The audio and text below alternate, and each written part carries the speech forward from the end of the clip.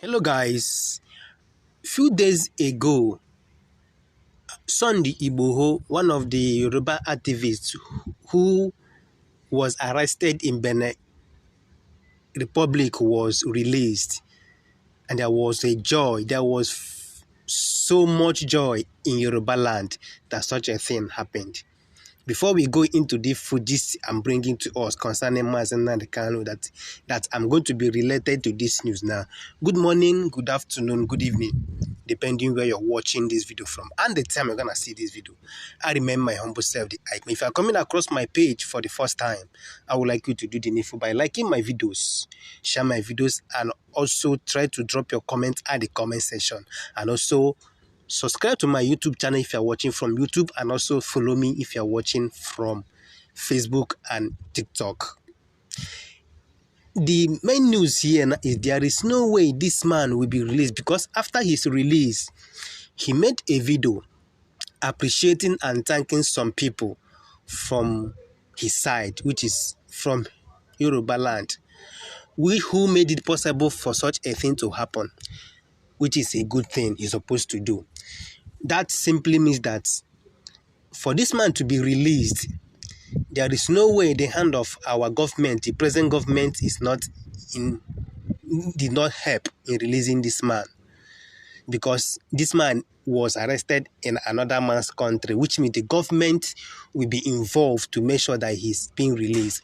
And he mentioned some names of Yoruba elders, political leaders that helped in doing that, which is a good thing. That's how it's supposed to be. You understand me? So I asked a question when I posted it on my page. What about Nnamdi Kanu? Because Nnamdi Kanu has been in the custody of DSS for so many years now, and the court has given order for his release, but nothing has been done. I think it's the right time and high time for our political leaders from the Southeast. We wake up. I know that they have been talking. There's a video one of my brother here, Mazi Nnamdi, posted on his page a few days ago. I commented on it and say yes, they are talking from the House of Representatives, the from Senate. They are talking, but we need more action right now, because Nnamdi Kanu case at the Supreme Court will also be coming on the December 15th. 2 months ahead now. It is high time for them to take action, not only talking. We know they are talking, like somebody like Enneya Baribe and all the rest of them. They are talking, and all our elders from Southeast. It's high time for them to go and do something. Talk to the Mr. President to release this man. This man did not do anything. He did not commit anything. They just held him, even when the court has given order for his release. This is the right time to do this particular thing now. But the thing is that some people are saying that his release might not even stop the kind of wahala in the security in Southeast. I don't know where they are driving their energy from, because the release of Mazi Nnamdi Kanu will 90% stop the wahala way there for Southeast, if you don't know. I don't know where this group or these people are driving their energy to say this kind of a thing. If Nnamdi Kanu is released today, because most of the people you see doing some certain things, they are hiding in the name of agitating for Biafra. They are hiding that they are doing this for release of Mazi Nnamdi Kanu, which we know that some of them are not genuine.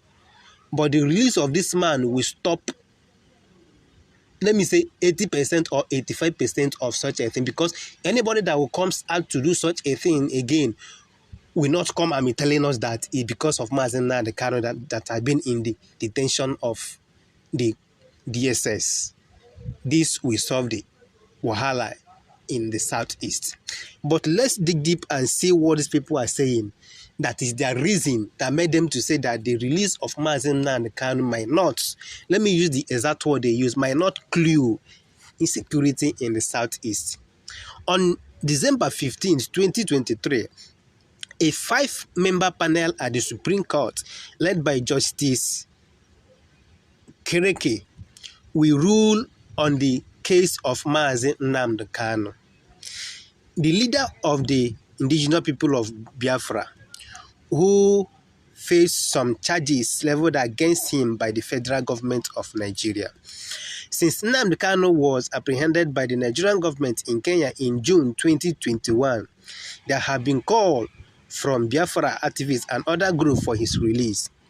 In the solidarity with his release, IPOB, which was funded by Kanu, issued a compulsory sit-at-home order across the entire southeast region. While the order has since been revoked, and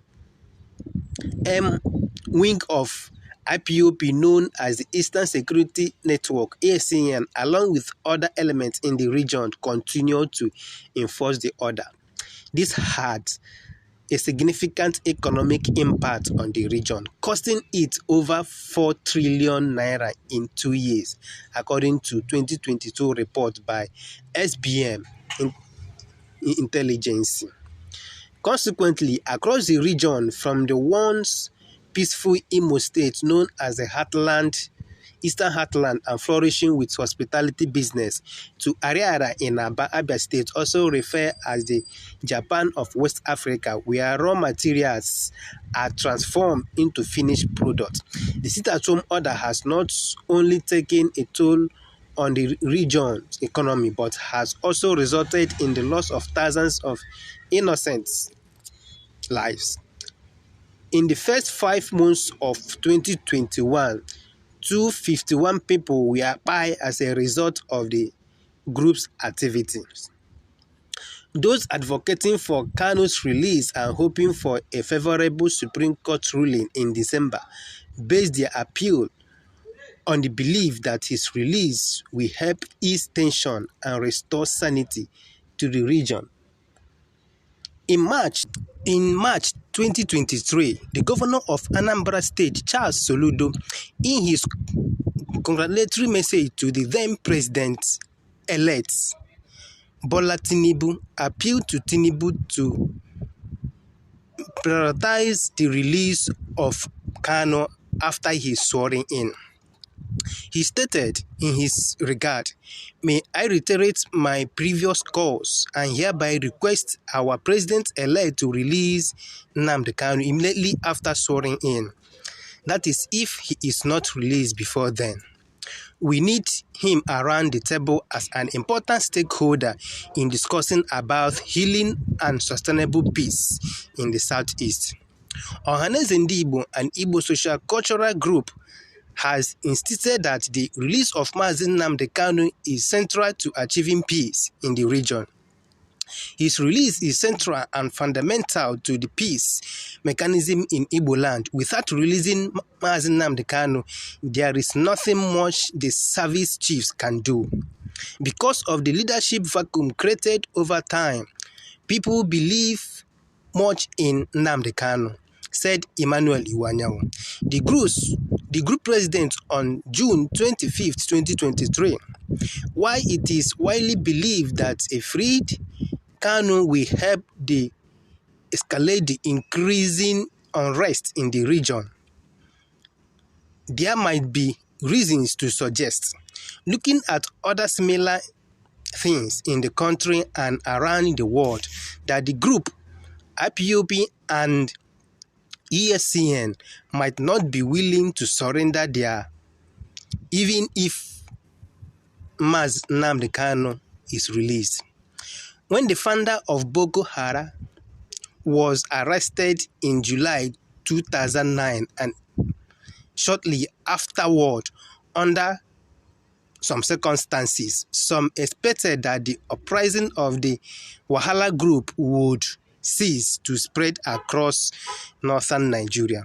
Unfortunately, the group grew to become one of the most organizations in the world, responsible for the wahala of over 30,000 Nigerians being by. When Nnamdi Kanu forms ESCN in December 2020 and give the group some things, it was supposedly with the intention of protecting the lives of Easterners. However, as is often the case with other groups formed to advance a just cause for their people, As was witnessed in the Niger Delta, ESCN became a wahala for many people living in the region, and those with different opinion were either by or intimidated into silence by the group. In August 2023, a correspondent was extorted by the group in Olo, Imo State, one of the area of this wahala in the region. This raises the question, what influence would Mazi Nnamdi Kanu have on the group after 3 years of his absence? To suggest that Nnamdi Kanu, when released, will have complete control and be able to magically end the wahala by ordering ESCN to lay down all the things they have, is to deny the likelihood that this group went bad due to the growing cost of living. How would Kanu's release make this group to stop all the things they are doing because of the hardship that have been in the region? It is welcoming that Igbo political leaders are exploring dialogue to resolve the impasse between Nnamdi Kanu and the federal government, and it is only just for Kanu to have a fair hearing at the country's apex court. But they, Igbo leaders, have failed to negotiate with their citizens, some of whom support, perhaps unknowingly to their detriment, the use of force to achieve the shared dream of a Biafra nation that Chukwuemeka Ejukwu failed to bring to them, despite all the wahala in that time. This group should know that we are the owner of the Southeast, and we know that the release of Mazi Nnamdi Kanu will bring a lasting peace in the region. As you have watched this video to this end, try to share this video. Let it go viral that the case of Mazi Nnamdi Kanu will be coming on the December 15th, 2023. And let this be your prayer point that this man will be released. Let them do the same thing they have done to Sunday Igboho, to this man called Mazi Nnamdi Kanu. Let him be released and freed. Let him have his freedom as a Nigerian. Thank you very much, guys. I remain my humble self, the Eichmann. We move regardless.